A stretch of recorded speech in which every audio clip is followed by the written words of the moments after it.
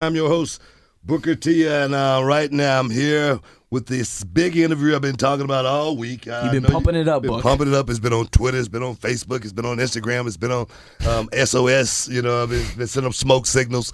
Everything, been letting everybody know about this big interview. Want to welcome to the studio my man, Dwight Howard. What's going on, man? Nothing much, man. I'm just happy to be here. Happy to, sit in front of one of the greatest heavyweights of all time. They say that. You know what I mean? They say People are talking. Yeah, you can add them, but that's what they say, man. I'm not sure if it's true. I just always went out there and tried to be my best.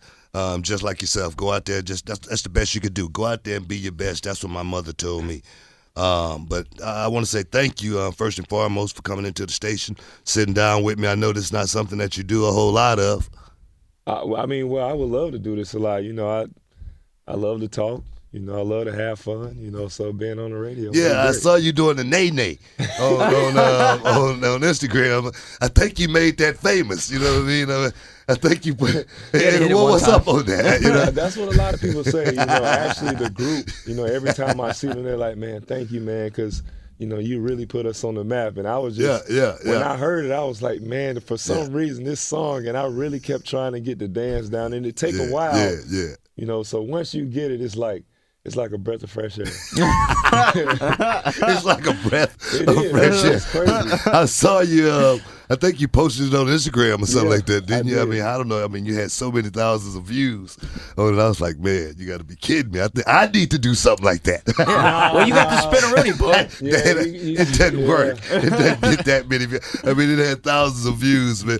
But from Atlanta, Georgia. Yes, sir. I spent some time in Atlanta, Georgia myself. I had a brother on a few weeks back, Omar Darcy. He's an actor who played in the movie Selma. I had him on here a few weeks back, and he was telling me how hard it was for him growing up in the city of Atlanta, Georgia. But yourself grew up with a father, Dwight Sr., Georgia State Trooper, Cheryl Howard, played basketball, Morrison Brown College. You had two influential parents.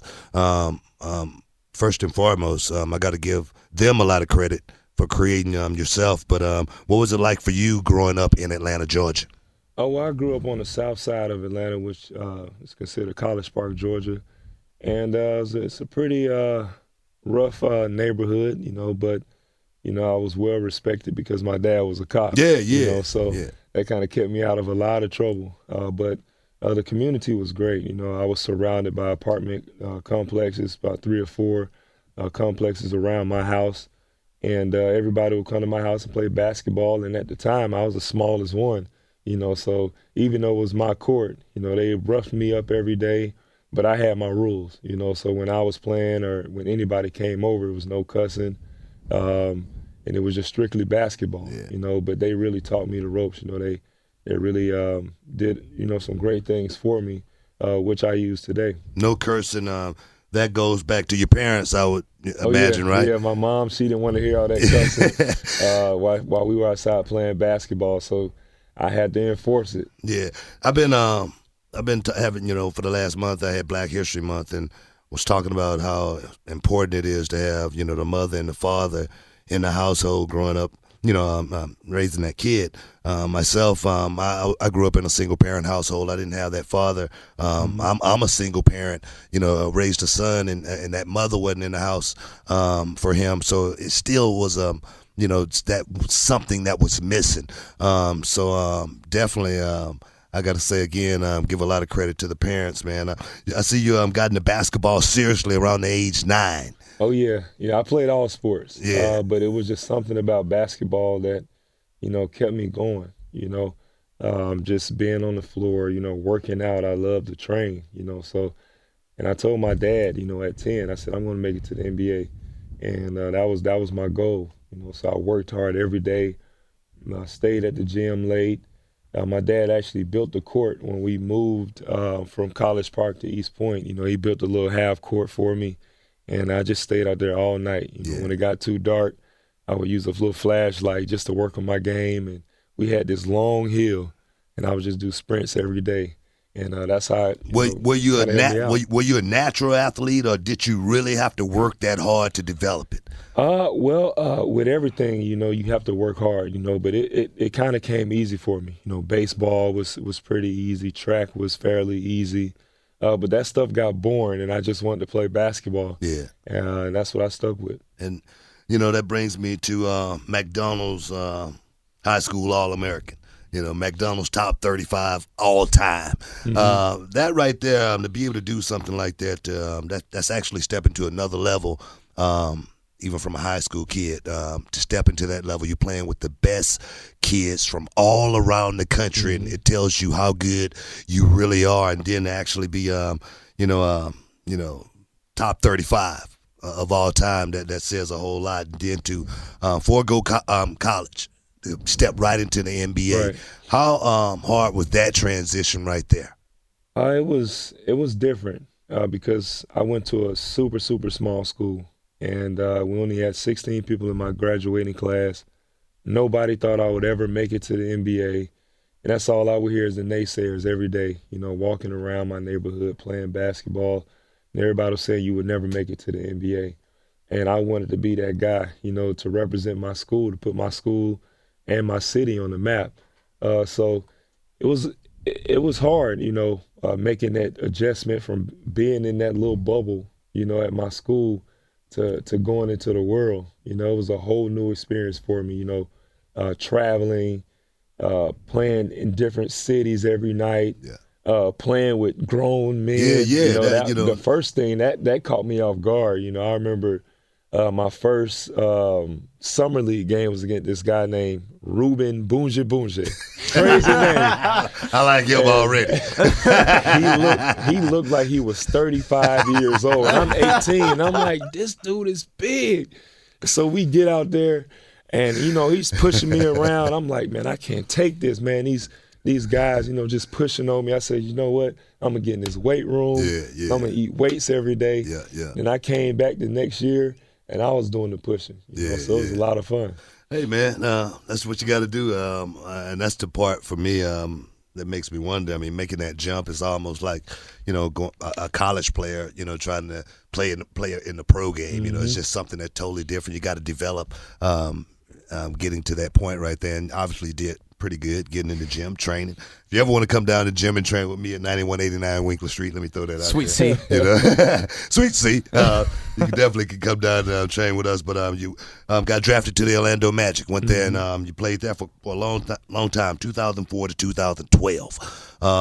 What made you leave there first and foremost? I know I was reading the last couple of years got a little hectic, but it did. Yeah, it did. But at the time, it was a whole bunch of things going on, on the inside. And, I just felt like I needed a change. I was in Orlando for so long, and it's basically like I really grew up in Orlando because, coming out of high school, I had to learn a whole new city and a whole new state. And I developed, friendships and, just bonds that, I'll never forget, with the people in Orlando. And it was very, very hard to leave, On the basketball side, after we went to the finals, they got rid of our whole team. And, I was super upset about it because I didn't even know what was going on. I wake up, get off a plane, and the next thing I know, it was kind of like the saddest day in the world. They traded Courtney Lee, Hito Turkoglu, and everybody. And then it was the same day Michael Jackson died. So I was like, oh, man. The King is, it was just, I was all messed up. And after that, I was like, man, I really want to make it work here, but, I really didn't see a future. And I tried to go about it, very quiet. I sat down with the general manager of the team, and I asked him before it got really crazy and everybody, starts to talk about it. Could he trade me to another team? And he said, sure. So I'm thinking, everything was going to go by easy. And next thing you know, it got out to the public, and Dwight hates the city and all this stuff. And that was the one thing that I didn't want to happen because I had no ill will towards no person or anything in Orlando. It's like that a lot of times, when you've been somewhere for a long time, and it's time for you to leave. It's just like Andre Johnson, going to be leaving the city, and a lot of people upset about it. I'm like, man, this Ben, he ain't winning no championships. Yeah. They ain't surrounding him with the right players. Yeah. I'm gonna get up out of here too. If I was him, So definitely, I understand. You got to make a decision, and sometimes you got to make a decision for yourself and your family. You got to think about yourself. Definitely admire you for that. Moving on, you went to the Lakers, and we definitely want to touch on you being in the city of bright lights, paparazzi, all the stars come out in L.A. We want to talk about that here in a minute. So stick with us. Coming up next, Dwight Howard right here in the studio. But we're here with Dwight Howard. Bradley. Yes. Do we got any Twitter questions? We got a lot of Twitter questions for Dwight. Give me one Twitter question. You want to get into one? Well, we're talking Howard. about here, you live in Houston now. Someone asked on Twitter, how have you adjusted to the culture of Houston, Texas? Well, as a basketball player, we travel and see every city. And me being in the NBA for 11 years, for me, I just want to have a nice bed to sleep in and be able to entertain the fans. Yeah. And get some good food. Yeah. I see you got 15 pounds of crawfish with you, right? Yes. Delivered to the studio. I am simple, so coming here was great for me. They have some great movie theaters, and that's where I spend a lot of my time when I'm not playing or practicing is at the movies, So I'm enjoying Houston. Yeah. Well, let's get into it. The Lakers, Los Angeles Lakers. I got to ask the question. You were there from 2012 to 2013, just one season with the Los Angeles Lakers. And I would think as a kid, Magic Johnson, the history, Kareem Abdul-Jabbar, going there to L.A. and wanting to, be a part of that legacy would be one that a basketball player would want to, kind of like, snatch on and grab hold to. Why was it only 1 year? Well, the 1 year was because I was traded there, and I had 1 year left on the contract, So I think a lot of people felt like I was just leaving L.A. Because of everything that was going on, and I couldn't handle the pressure or anything like that. But I just felt like with LA, the direction of their team, wasn't where I was trying to go. And, I looked at the city and the team of Houston. I just felt like this team and this city was heading in a different direction, in the right direction, and one of writing their own history. Yeah. My time in LA was a little bit different, because I was coming off an injury. And also the fact that a lot of things were happening because of what happened in Orlando and how that situation ended, So a lot of people had feelings about that. But I went to L.A. I came back 6 months early from back surgery, which was unheard of. And I played my butt off, and I gave that city, everything I had, every single night. And I know it didn't end on a great note, but I had an excellent time there, and I didn't run away from L.A. I ran to Houston. I felt like it was a great place. Correct me if I'm wrong, but to me, you don't strike me to be a LA type of guy. As far as like I say, the paparazzi, wanting to be a star, fame. Fronting and, showing everybody, what I got, this and that and whatnot. You don't strike me to be that type of guy. So how much was that type of pressure? That didn't have anything to do with, my decision. I love, watching, the flashy people and, all the, different outfits and the jewelry. I love it out there. It was fun. But for me, I been in the league for so long, after you have, made the money and, I got all the awards. I'm like, man, I just want to win, and people say, well, why now? And I'm like, well, I've been wanting to win my whole career, but it's like I've had all that stuff, won the different awards, all-star games. You've done it all. I mean, all your that stats stuff is about a mile long. I was looking at that. It's there, so, and I'm like, the only thing that's missing from my resume is a championship. Yeah. And I know people say, well, the Lakers have 17. And I'm like, they have, but I don't have, so I got to put myself in a position to where, I'm leading the team in the right direction to win. And coming here and playing with James, a young superstar who is really coming to his own, and then having guys like Jason Terry, who's won, Trevor Ariza, who's won, then young guys like Demo and TJ who are up and coming. This is a great situation. Yeah. Here in the city now, Houston, H-Town. The injury. Tell me about your health. How your rehab coming? My rehab is coming along great. Actually today was the first day I actually got on the court and did some basketball stuff. And I felt pretty good, running and jumping and doing the stuff that I normally do. I feel great out there. Superman's back. Yeah, Superman will be back. And, I've had a couple of injuries. I had the back thing, the sciatic nerve problem going down the leg. I had that. I had the knee injury as well, and my psyche coming back. I was wondering if I was going to be able to, jump as high. I was wondering if I was going to be able to, have the same torque on the spinneroonie. You know what I mean? But what about your psyche, man? How's your psyche coming back? Actually, I'm in a great place, and I think the time away from the game, it really, helped me on a mental and a spiritual level, not just the physical part of working out and rehabbing every day, but also just spending some time, to myself. The team, hired, a counselor, and also I hired my own personal counselor just to, vent and, try to get myself in a better place, than I was before. So I feel pretty good. I worked out today, and I wasn't afraid to jump off my legs or do anything. And I think that's the biggest part, when you can overcome that fear of, hurt or fear of rejection or whatever it may be. And you'll be a lot better. Yeah. You got to push through it. I know that. You can't go out there and play soft. No, you can't, baby. You got to get out there. You just got to do it. Trust me. I was so scared when I first came back from my first knee injury. But, went out there and, we fly high. No doubt. Yeah. You were balling. Yeah, I was balling. He was balling. He was balling. Yeah, definitely.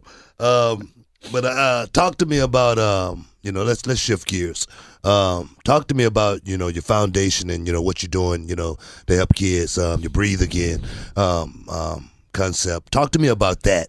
Let's get into something different. Okay, well, my D12 Foundation is something that I started on Valentine's Day in Orlando. Actually, because a girl? No. All right. It's about love. Right. I'm really big on on love and helping out and giving back. And I did a lot of things in Orlando, from this backpack giveaway that I would do every Friday. It was called Blessings in the Backpack, and I would go to the inner city elementary schools, and I would give kids, food to take home for the weekend, because we did studies, and those kids weren't getting fed from Friday up until Monday when they got back to school. And I felt really bad for those kids, and I wanted to do something about it. And I felt like my purpose, in life is just bigger than me playing basketball. So I would do a lot of things in the community. And one thing that I started here, which I really want to take worldwide, is block out violence. And block out violence for me is just we got to stop the bullying in schools. We got to stop, just things that are happening in our society which aren't good. And last season I had this big campaign, and the winners actually got a chance to have a big party with me and the people who made the Nene. If you won, it all comes back to the Nene. If you won this campaign, I did it for high school, elementary, and middle school. And if you won this campaign, you would have this big block out violence party with me, Clutch, and the Rockets, and also the guys from the Nene. And it was a very big success. All the kids did an excellent job.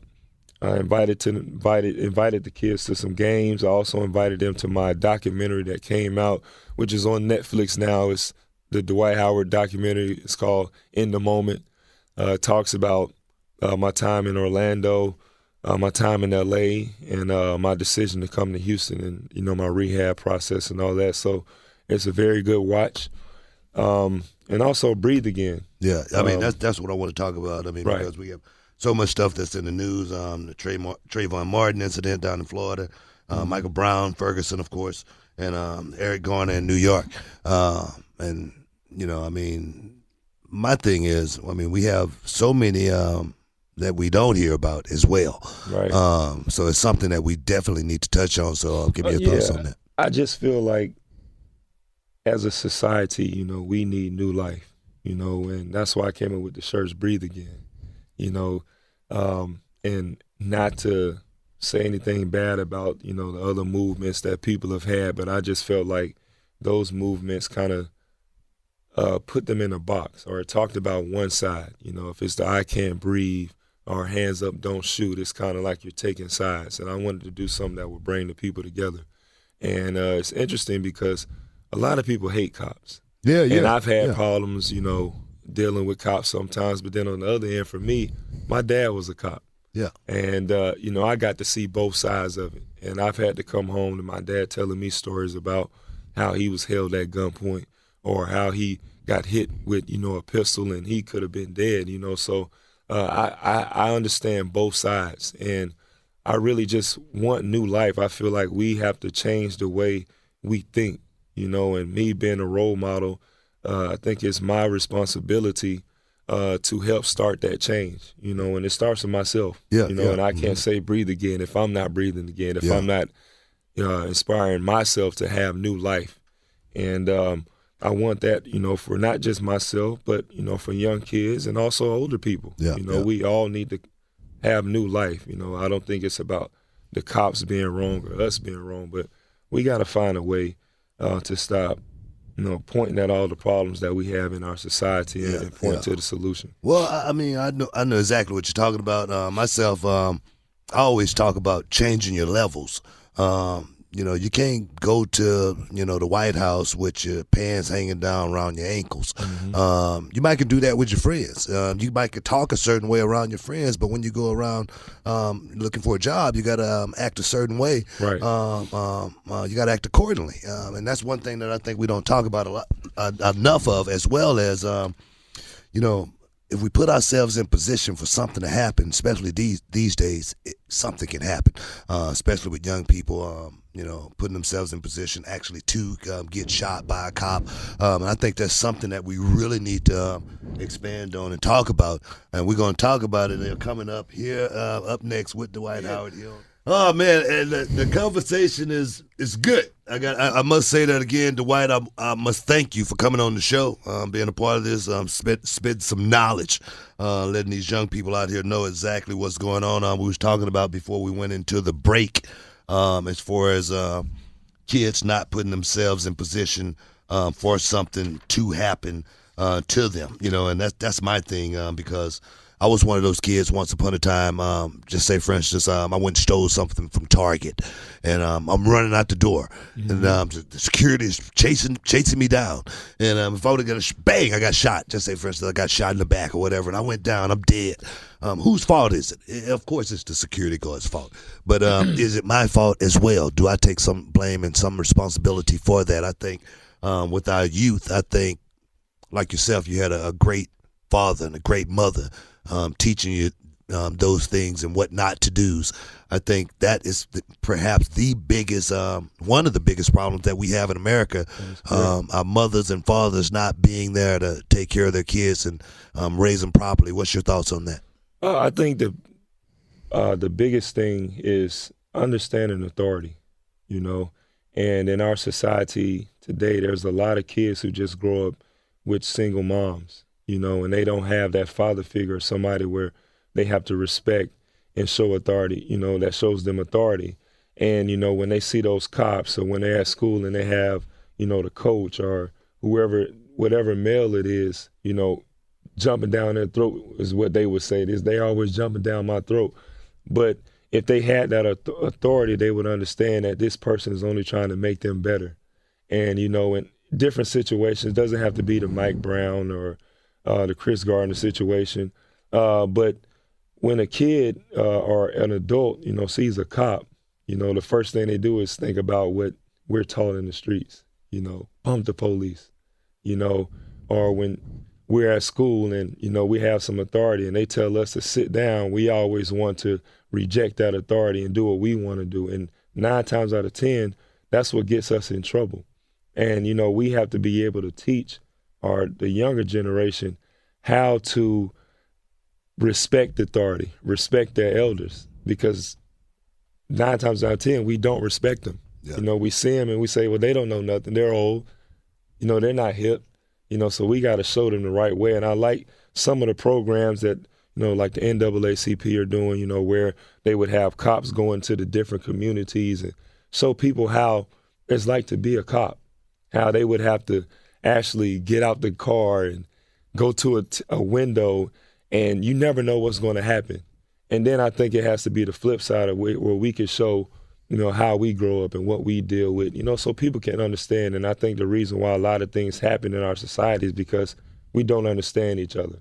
And that's why there's hate. That's why there's crimes. And that's why there's fear, because there's no understanding. And I can always relate it back to basketball, because a lot of people hate that I left Orlando and hate that I left the Lakers because they don't understand what's going on. So there's that hate that they would have for me because they don't understand. But if they would understand, or if they took the time, just like in our society, if we took the time to understand each other, we'll be in a much better place. Yeah. I understand exactly where you're coming from. Please, thank you, yes, ma'am, no, sir. Those things is, what got me through life. I quit school, in the 12th grade. And but I got in trouble. I went to prison. And I remember my mother telling me those things, how far those little bitty things can take you in life. And I applied them one day, and they worked. I was like, wow, this stuff actually works. You know what I mean? So Mom did know exactly what she was talking about. But on the other hand, as well, I deal with a lot of young people.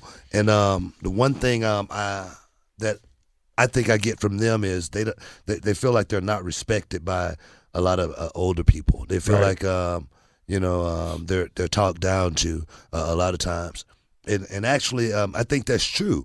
I think we as adults, we have to figure out how to go down to the level of the youth, opposed to trying to let them come up to our level. I think we have to for me, I've walked in their shoes. I know what it's like to have rats and roaches. I know what it's like, to be, not knowing where the next meal is going to come from. But I do know how to overcome, how I've overcome that as well. You can't blame your past for your future. Right. You got to go out there and make that change yourself. You cannot, just be locked into that block just because the family before you was locked into that block. You got to figure out how to change it. And I think that's what I did very well. But I tell you, what do you think we're gonna have to do to solve that problem? I think in order to solve the different problems that we have, at first we have to change ourselves, and once kids can see the change in the adults and how we handle situations, then maybe they'll want to change.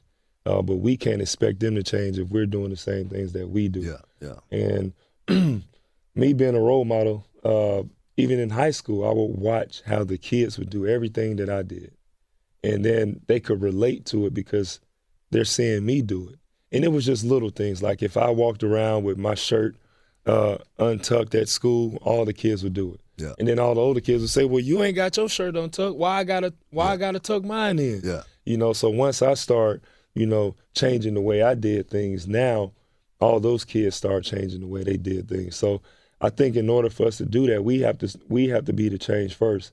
And then we can talk to those kids. And, even though we didn't have the same kind of background, because I didn't grow up with everything. Yeah. I didn't have a lot of stuff growing up, but I never complained. Yeah. A quick story, my dad, I only had 2 pair of shoes growing up. It's some Pro Wings. They cost $10. Mm-hmm. I wore them until I had holes in the bottom of it. Payless specials. Yes, and my dad said, Dwight, if you're faithful over these 2 shoes, if you're faithful over the little things, God will bless you with much more than you can ever handle. So I was faithful for those shoes about 5-6 years. The only shoes I had. Next thing I know, I had all type of Jordans. I had every Adidas in the book, and I ended up getting a big Adidas deal where I've never had to, purchase shoes ever, Wow. you know, in life. Yeah, And that yeah. was just me being faithful over the small things that I had and never complaining about my situation, but trying to make the situation better. Yeah. You never miss what you never had. You know, That's it. that's what I always say when I was growing up. But it's time, Book. It's It's that time time. for the Oh, heat man. seat. Are you ready? Oh, Are you ready to be put Yeah, you know what that is. What? Hey, you nigga, sucker! Yeah. Yeah, I got to put you on the heat seat. I got a couple of questions that I've been wanting to Warm ask. up, yeah, stretch it out. And I'm gonna get right into it. We got about 5 minutes left on the show, but I went on the internet and I saw a bunch of images of Dwight Howard, and every one of those images was a smile. He was having fun. And I was just wondering, why do you smile so much? Even in the heated moments of the games, you're still smiling. I'm smiling because I have life. And my mom always told me, never let anybody steal your joy. So I'm always going to smile. I'm always going to have that big smile on my face, is letting everybody know no matter what you do, you can hit me, you can push me, you can poke me. You're not going to steal my joy. Speaking of picking and poking. You might set yourself up on that Yeah, one. exactly. You threw that out there. I was reading, you were a big admirer of Kevin Garnett because he made that switch, and went straight, to the pros. And I saw you get into a scuff with him. And, it got heated there for a minute. I want to know, have you ever really been in a real fight? I have, but just a couple. And that situation right there, I had to breathe. Ooh, I he was had like to- this. Ooh. And I saw him. I It was want to just- get him. It was just so funny because I'm like, this is not, who, Kevin Garnett is. He's a great person. Yeah. And, he's inspired me to become the player that I am. And, in the heat of the moment, anything can happen. But, I started thinking about what would happen if I would actually punch this guy. My team would lose me. I would lose money. And all the kids that watch me, they'd be like, he's supposed to be this great role model, and he's doing the wrong thing. So exactly. I had to do the right thing and open my hand up. Hey, man, I totally understand that. Like I said, I was one of those fans of the old school guys, Malone, Kareem Abdul-Jabbar, Akeem Olajuwon, guys who went out there and scrapped a little bit. Twitter question. I know you got one Twitter question. We got a quick. Twitter question. People said after the game is over, after you're done with your time in the league, you have any interest in getting into acting? Yes, I do. Actually, I've started now because I don't want to wait till I'm done, to get into that kind of stuff. But I've done, a couple shows. I love to do voiceovers. I've been on a lot of different shows. Sweet Life on Deck was the first Disney show that I've been on. I was on Liv and Maddie. I was this guy named Rock Callahan for Kick Butowski. I've done a lot of different things. So, I love acting. I love being in front of the camera, and I love entertaining. So maybe one day I'll be a comedian. Do you, the question, the game of basketball, do you look at the game like it's a game or like it's a job? I look at it as just something I love to do. Something I love being. You do it for free. Would I do it for free? My mama said if you do something good, you don't do it for free. Well, I always say if you do something good, you ain't got to worry about a check in the mail. That's the way it just happens like that. So, do you look at it like a job or do you look at it like a game? It's a game. I look at it as a game, but I just enjoy just being on the floor. It's like my sanctuary. Like when everything else is going wrong in life, that was my escape. That was the place where I can go and just be myself, have a good time, laugh, dance, joke, dunk on somebody and point at them, or do the nay-nay, after the free throw. So, I just enjoy being on the floor. Yeah, I was a break dancer. I was that kid. When I went to escape, I'd go to the park, with the cardboard box under the arm. With the ghetto blaster? Beatbox on the shoulder, that just get out shows me there, your age. Oh, I just turned 50. I know you just turned 50, man. I feel good. Don't I look good? Oh, man. You look good for 50, bro. I have zero gray hair. You know got what I mean? a couple. I saw maybe some. one or two. But no, I want to thank you, man, for coming in and sharing your story, being a part of the Heated Conversation. Let me put you on the heat seat. Yes, sir. Perhaps saving some kid's life out there, changing some kid's life. Changing America, that's what we do. We are role models, and I want to say you are a role model. You are a role model to me. And like I said, I just turned 50 years old. Again, I want to thank you for coming in on the Heated Conversation here on Sports Radio 610. It's been on like a steaming pot of neck bones. I want to thank the listeners for listening and then being a part of this. And guys, join me next week because it's going to keep on rolling. We out. Oh, like a steaming pot of neck bone.